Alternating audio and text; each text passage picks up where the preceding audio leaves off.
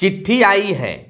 बिहार के शिक्षकों के लिए शिक्षा विभाग से एक राहत भरी चिट्ठी आई है। वहीं आज बिहार के लाखों नियोजित शिक्षकों ने विधायकों और विधान पार्षदों के आवास का घेराव किया। कहा, हमारी मांगों को आप उठाएं सदन में, हमें बिना किसी शर्त का मिले राज्यकर्मी का दर्जा। वहीं हाई कोर्ट के साथ साथ अब सुप्रीम कोर्ट में भी याचिका दायर हो गई है। उम्मीद जताई जा रही है कि कल इसकी सुनवाई भी होगी और शिक्षकों के लिए बड़ी खुशखबरी मिल सकती है।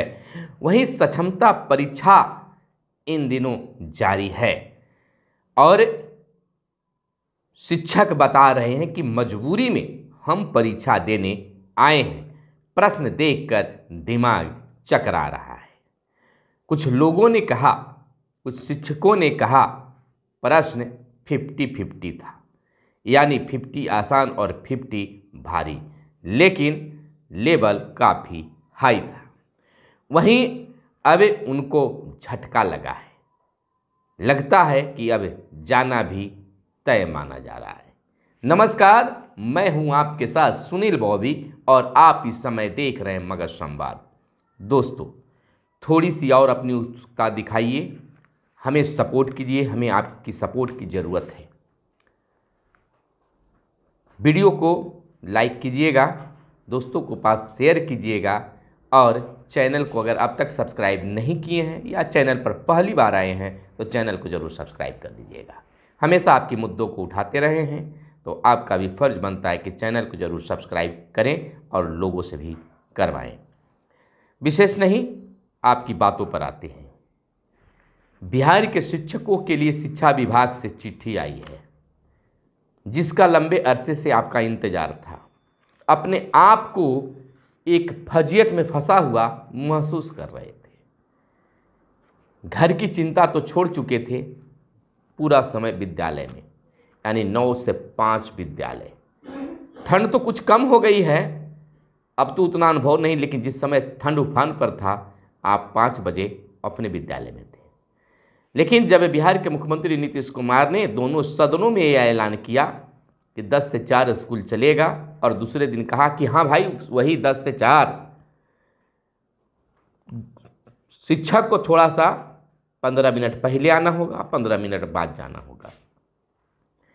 आज सरकार के दबाव में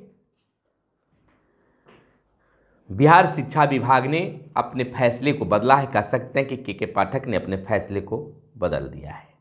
अब विद्यालय 9:45 से 4:15 तक ही चलेंगे।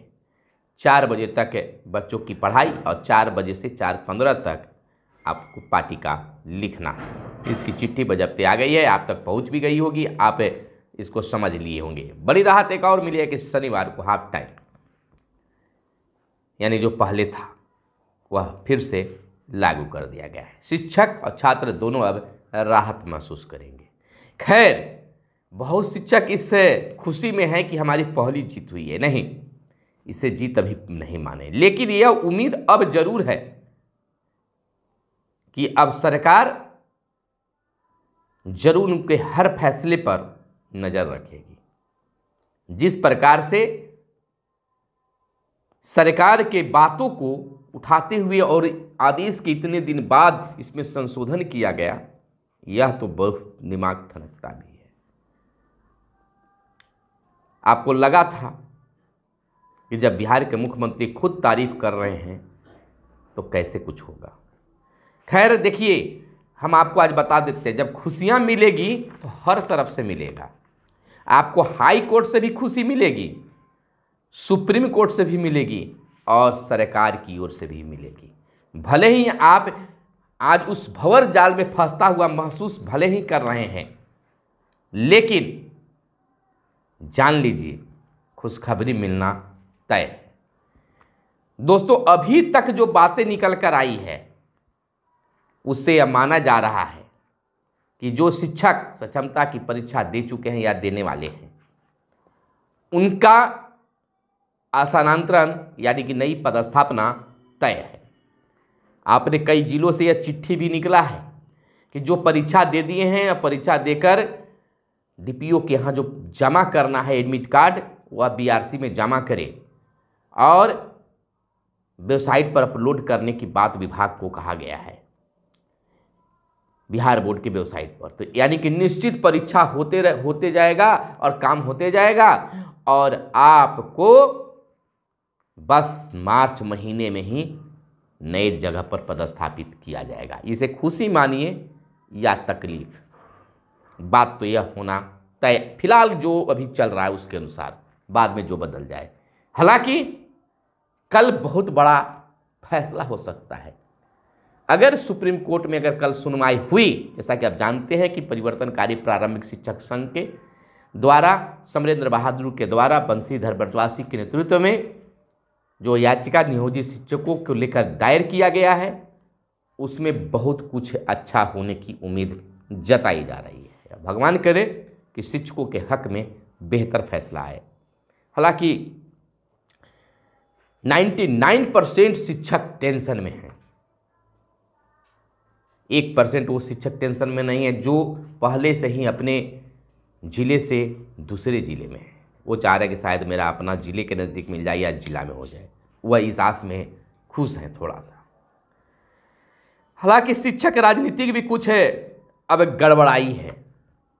अब शिक्षक संगठन भी दो फाड़ में नजर आने लगा है, एक शिक्षक एकता मंच और दूसरा अमित विक्रम, जो परीक्षा का कभी बहिष्कार किया करते थे, सरकार की नीतियों को बहिष्कार किया करते थे, आज सक्षमता परीक्षा में बढ़ चढ़ के भाग लेने की अपील भी कर रहे हैं। खैर बात है उनकी क्या राजनीतिक है वो समझे, हम किसी को अच्छा और किसी को बुरा नहीं। हो सकता है कि अमित विक्रम ही बहुत बड़ी जीत दिलवा दें शिक्षकों को, या फिर प्रदीप कुमार पप्पू, आनंद कौशल, केशव कुमार, बंशीधर बरजवासी जो एक मंच पर हैं, इनके द्वारा मिल जाए। खैर कहीं से मिले, शिक्षक को जीत मिलनी चाहिए। लगातार यह बातें सामने आ रही है, लेकिन उम्मीद जताई जा रही है कि शिक्षकों को अब बहुत जल्द खुशखबरी मिलेगी। फिलहाल ज़्यादा खुश होने की ज़रूरत नहीं है, जो आया है उसके संबंध में बता रहे हैं। सक्षमता परीक्षा जारी है और सक्षमता परीक्षा में जिस लेवल का प्रश्न पूछे जा रहे हैं वह 20 वर्ष काम करने वाले शिक्षकों के लेवल का नहीं है। अगर जो शिक्षक पढ़ा रहे हैं अगर उस तरह का प्रश्न होता तो शायद शिक्षक हंसते मुस्कुराते परीक्षा केंद्र से बाहर निकलते। और शिक्षकों के साथ जो व्यवहार किया गया परीक्षा केंद्र के अंदर, उससे भी शिक्षक आहत हैं। खैर शिक्षक खुद अपनी सब कुछ करवाया है। शिक्षक नियुक्ति में बिहार तो इतिहास रचा है, इसमें कोई दो मत नहीं है। इतनी बड़ी संख्या में बहाली हुई है और बिहार के मुख्यमंत्री नीतीश कुमार कभी शिक्षकों का हित नहीं किए हैं। आज नीतीश कुमार का ही देन है कि नियोजित शिक्षक 50,000 के लगभग वेतन उठा रहे हैं और यह भी उम्मीद जताई जा रही है कि कोई भी शिक्षक हटने वाले नहीं हैं। उनका कल्याण होगा, देर भले हो रहा है लेकिन अंधेर नहीं होगा, विश्वास जमाए रखना है। और यह भी मान लीजिए कि इस तरह के जो फैसले जो हटाए जा रहे हैं, जो शिक्षा विभाग के द्वारा लिया गया था, मुख्यमंत्री अब उस फैसले को बदल रहे हैं। एक और विश्वविद्यालय को लेकर फैसला जो था उसको भी पलटा गया है मुख्यमंत्री के द्वारा। आज दो झटके लगे हैं उनको और अब यह तय माना जा रहा है कि अब उनका जाना तय है। कुछ चीज़ें हैं जिसका टेक्निकल फॉल्ट है, उसके कारण अभी फिलहाल, लेकिन मैंने वीडियो के प्रारंभ में ही बताया कि आपको खुशखबरी मिलेगी तो एक तरफ से नहीं, चौतरफा मिलेगा। अगर थोड़ी सी हमारी बातों पर अगर विश्वास करते हैं तो विश्वास रखिए, देर है लेकिन अंधेर नहीं है। हालांकि ऐसी तो बात है कि जो सुप्रीम कोर्ट या हाई कोर्ट में जब हुआ था तो 13 मार्च को शायद फैसला की बात रखी गई है, तिथि तय की गई है। कई लोगों ने और सबके साथ तय कर दिया गया।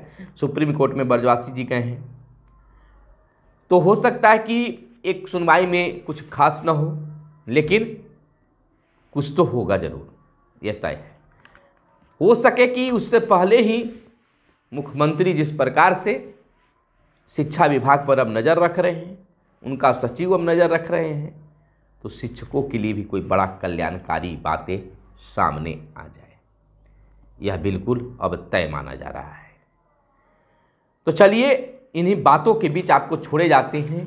हमें भी आप सहयोग करें, चैनल को सब्सक्राइब कीजिए। तो निश्चित तौर पर हमें उम्मीद है कि आपको ये वीडियो पसंद आया होगा, और विश्वास रखिए, निराश मत रहिए, थोड़ा सा इस वीडियो को देखते हुए मुस्कुराइए, और मुस्कुराने के बाद में चैनल को सब्सक्राइब कर दिए।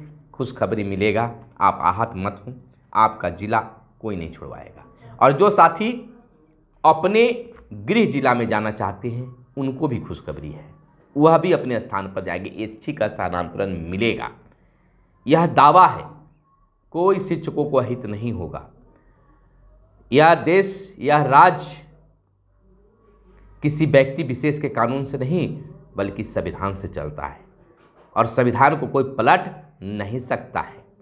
इस विश्वास के साथ आगे बढ़िए और अपने आप को स्फूर्त रखिए, सकारात्मक बनिए, सब कुछ सकारात्मक होगा, नकारात्मक नहीं।